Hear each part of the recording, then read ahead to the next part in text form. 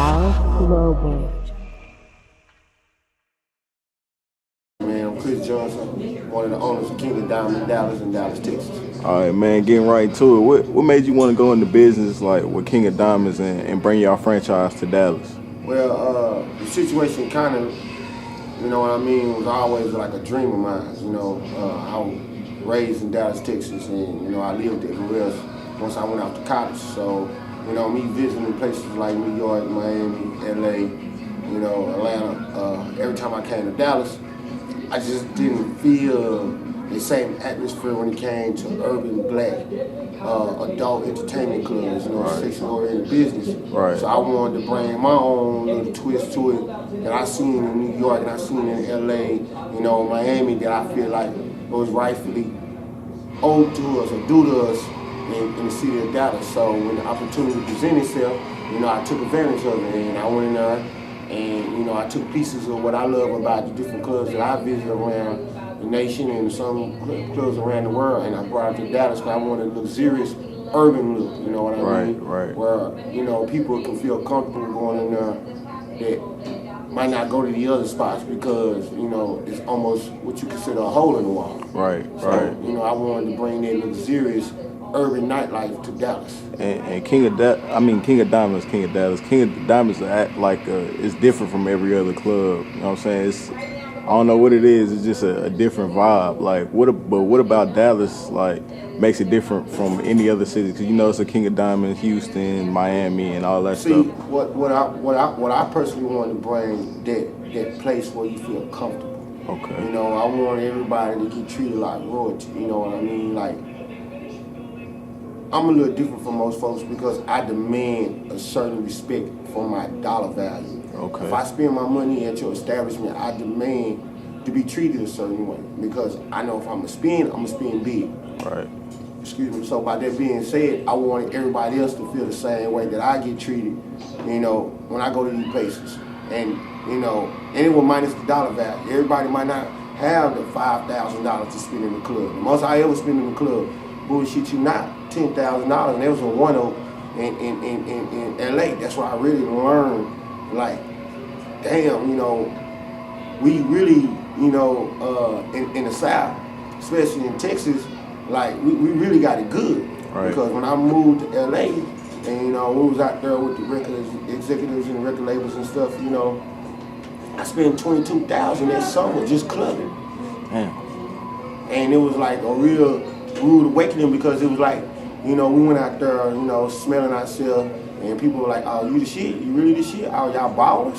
Well, come on, you know, you want this section right here, the minimum you got to spend is $5,000. So we talking about like a bottle of Moet go cost you $800 plus tax, plus gratuity, plus bottle service.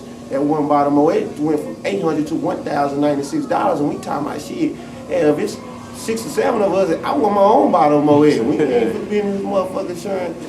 My bad. But we ain't finna be in there sharing the same bottle, you know what I mean? We got all these bad women around us, and then they bring the women to your section and stuff, because we go in there, and it might be 3 or 4 of us, and we don't have any women. So what they'll do, they'll bring the women to you. They're like, hey, all right, we got 6 bad women outside trying to get in. I want them in our section. So when they come in, you know, they want Hennessy. Yeah. That's another part of $800 to $1,000, you know what I mean? So we gotta, you know, you had to really show up and put up a shut up, you know. So, Right. you know, like I say, I wanted to bring that same luxurious feeling to Dallas to the $30,000 millionaires. Because, you know, Dallas is the king and the home of the $30,000 millionaires. Right. You know, I wanted them to feel like, okay, every bit of their money's worth their while, but it has to be a mutual respect factor. Because you got some cats that come in your club and spend $500 and think they own your club. And I'm like, man, you ain't never been out of town before. I can tell you don't go nowhere. Yeah. So, you know, like I said, you know, I wanted Dallas to feel the experience that I feel, that I experience around the world and throughout the United States. Now, as far as the culture goes, you know what I'm saying, as like the club culture, a lot of people say the strip clubs down south are better than, you know, up north, like a New York club or like in California, like they say, it's a better quality. Like the girls look better, and it's just a better. Realistically, the when it comes to it, it's the laws. Okay. We're more loose. You know, Okay. we get all the way butt naked. You know, the hip hop police ain't in the club. Okay. You know what I mean? Stuff like that. You know, most stuff we deal with down here is TABC. Right. You know what I mean? Just making sure you ain't selling alcohol out the dark. You know what I mean? Stuff like that. But as far as everything else, you know, no prostitution going on. But as far as everything else, you know, it's the laws a lot looser down here. So you pretty much get away. I ain't gonna say get away. You get to do more. You know what I mean? Right. Because some clubs down there, you're not even permitted to touch the girls, or the girls not even permitted, you know, dance in your lap unless they give you a private dance in a private sector and stuff like that. Right down here, you know what I mean? Hey, you know, girls on stage doing the most. You know, our girls down here do the most for the buck. So you know, some girls on the East Coast, on the West Coast, might be like, nah, I ain't gonna come down south because y'all do too much for $1. You know what I mean? Yeah, yeah. And sometimes the guys do too much with the dollar. You know what I mean? We have to get on their, you know what I mean, on their end and let them know, hey man, you can't do that just because you got $1 in your hand. So you know. All right. So how you think the strip club culture affect like rap culture? Because you know it's pretty much hand in hand. Like, how do you feel about that? Well, you know, I mean, when it first came to it, I never went to a strip club until I moved to Houston. But even then, I feel like it's vice versa, because when I first seen Tip Drill, you know, when I was in college, that made me want to go to a strip club. You know what I mean? It was like, oh shit, you know, wow, you know, this what goes down in the strip club. So I think it goes hand in hand, and you know, some people just gotta use their imagination. It's just like, you know, I was over there in Thailand for 2 weeks, and you know, just past November, and they strip clubs do totally different stuff than ours. Like, they do a lot of tricks and stuff like that. I watch a girl drop 5 goldfishes out of her pussy into a bowl and watch the motherfucker swim. You know what I mean? So, like I said, it go hand in hand. Now that I seen that and I'm around rappers and stuff like that, I tell them that story. It ain't no telling what they might use their story or in their videos and stuff like that. So I think it go hand in hand. You know, we all feed off each other, just like, you know, the hip-hop culture feed off the streets, and the streets feed off the hip-hop culture. So I think it's like a marriage. One hand washes the other hand with this game here. Right. I know you meet a lot of rappers. Like, what's the craziest rapper story in one of your clubs? I'm not gonna even lie. Most of the rappers coming there, they be modest. You know what I mean? They real modest. They real gentlemen. I never had no rapper that come out from there and he over the top, over the board. Cause I had from Migos, Jeezy.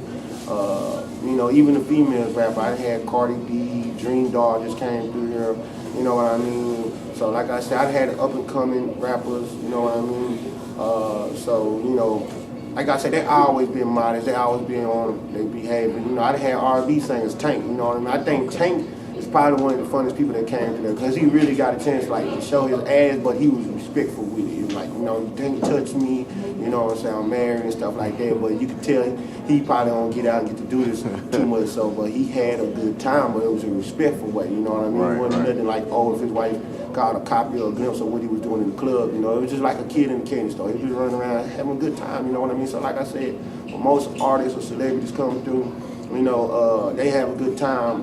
Dan, Arula, Nick, Nack, Patty Whack, they came through there. They some of the funniest guys I had come through there. They just have a good time. It's all fun and games, you know what I mean? As long as everybody have a mutual respect for what everybody's craft is. Like I said, you know, I just can't tell you a wild story where, you know, I'm holding it and I got it from a blackmail, phone calls and stuff like that. I don't have none of those stories, but, you know, if I did, you know, I wouldn't tell you anyway. But, you know. Hey, now, so, like, where you see the image of the club going 5 years from now? Like, where do you see King of Diamonds in Dallas 5 years from now? I see it growing. Right now, I'm looking for a bigger building. I need a bigger building. I think, you know, I almost want King of Diamonds to be a university. I want people to be able to have dorm rooms off there and sleep over if the laws permit me. You know what I mean? I'm ready to take it to another level, because when I look at clubs that I admire, I think about Club 11 in Miami. Their club open 24 hours. Don't close. Man. You know what I mean? Got 3 levels. They got your regular nightclub, you got your strip club, and you got your top where it's like a lounge on top of the rooftop, but it's still a club, you know what I mean? You know, I need a club like that. I want to know how it feel to make $1 million in one night off your club. Man. Non-stop, no sleeping. So, you know, that's what I look up to. You know, them the type of people, you know, I look up to. You know, I look at the people that own Tao, you know, in New York, you know, they group. You know what I mean? I'm in contact with a lot of business groups, and I'm just really just trying to impress them enough. Where when I go to the conventions and stuff, and these keynote speeches and stuff like that, where they be like, you know what, we want to pull you in because this is $1 billion industry worldwide. Right. Real talk. This is $1 billion industry, so I'm really like a crumb off the bread truck, because a lot of the other clubs, they are backed up by bread trucks. When I say they're backed up by major corporations and stuff like that. So we just a small fry, but sooner or later I see myself being one of the biggest black-owned, because a lot of people don't understand. In Dallas, I'm the only black-owned SOB club, so I'm out here on the island by myself. Right. So, I'm doing it for not only just me and my family and everybody else, just for the culture, So at the end of the day, the money get recycled, because I hired a lot of ex-convicts or a lot of people that just want second chances, you know what I mean? Right. People that won't be able to get hired at other places and stuff like that. And even the women, I treat the women, we family up there. How many Gentlemen's Club has a company Christmas party? You know what I mean? I bought a restaurant from 8 o'clock to 12 o'clock. They don't even close at 8 o'clock. I bought them out. I bought them all night. They had free food in the free bar, open bar. I bought their bar and everything. So, I took that off my bucket list, going in the club and buying the bar. So I did that. Okay. So, for my guests, my girls, the dance, the staff, the security, the outside security, the DJs. If you ever came to King of Diamonds and worked with us, or somehow associated with us, I had to show my appreciation. The owners had to show our appreciation for what it is that y'all do for us and with us. And like I said, it's deeper than just being a gentleman's club. Right. It's more like a family. And I'm glad you brought that up about being a black-owned business. How important do you feel that black people should support black-owned businesses? Like, how important is that to the culture, you think? It's very important. Even when I came back to Dallas, Dallas is a black and white city. When I say black and white, I don't mean, race. I mean, either you on this side of the line or you on this side of the line. I tell people all the time, growing up, I never had no job on the south side of the Trinity River. All my jobs came on the north side of the Trinity River, because that's where the economics of Dallas was booming in.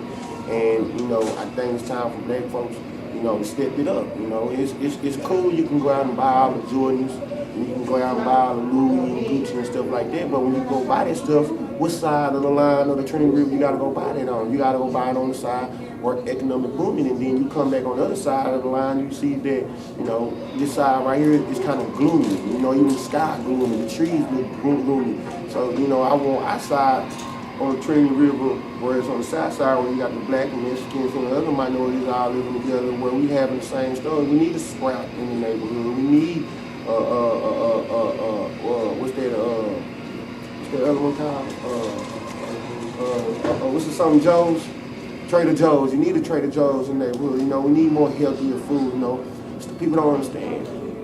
When you deprive yourself of certain, economics, as far as, healthier food, learning institutions and stuff like that, you put yourself in a cycle where you're going to end up in two places, in the penitentiary or a pine box 6 feet under. So it's very, very, very important, because you look at other ethnicities, you look at the Asians and stuff, they keep their money circulating in their community before they don't even go to that, they don't even do their banks, they got their own banks. Right. That dollar goes circulating in their neighborhood and stuff like that. And I feel like we need to do that. We need more black-owned banks. We need black-owned hospitals. We need black-owned everything, you know what I mean? But, if people don't see it that way, we're going to forever be last place, and we're going to be forever out here marching and crying and try to, fight for our rights, And I remember my mentor used to tell me this in my African American study class. The only time black people come together is when it's at a funeral or some injustice being done wrong against black folks. Besides, they don't come together for no type of financial stability, financial growth, and other things that we need as far as that to grow as a community, to grow as a race, and just grow as humans. Yeah. So, like, I mean, a lot of people complain about Dallas, saying there's no opportunity here, and, there's no money in Dallas and stuff like that. What do you think about that? I mean, I don't know what books are they reading or if they're not picking up the Wall Street Journal, if they're not picking up the newspaper and seeing that some of the largest corporations are moving their headquarters to Texas because of the tax cuts and things like that. Even the Small Business Association give, grants to small businesses and stuff like that, I mean, one time I was looking at a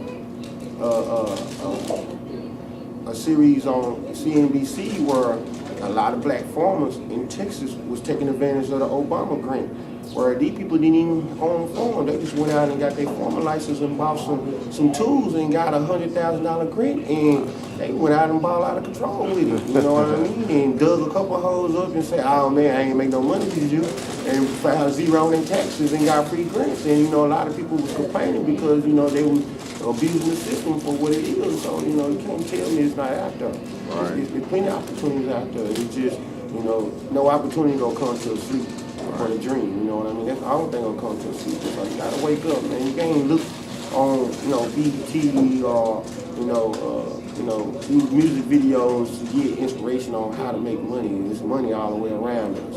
Right. All right, so for the upcoming kid who wants to be in the business you in, or wants to be a rapper in one of your clubs and stuff like that, like what advice would you give to them? Well, first of all, I tell them, hold on. I'm working on a book. It's coming. I'm gonna expose the game for what it is, where I want everybody there to make money. And see, that's one thing I do at my club. I don't just hire you just to be an employee. I hire you with opportunities to work your way up. I had plenty of guys start off at one level and work their way up to head of security, work their way up to general managers, assistant general managers, floor managers, and stuff like that. I haven't hired someone to come in and be the boss.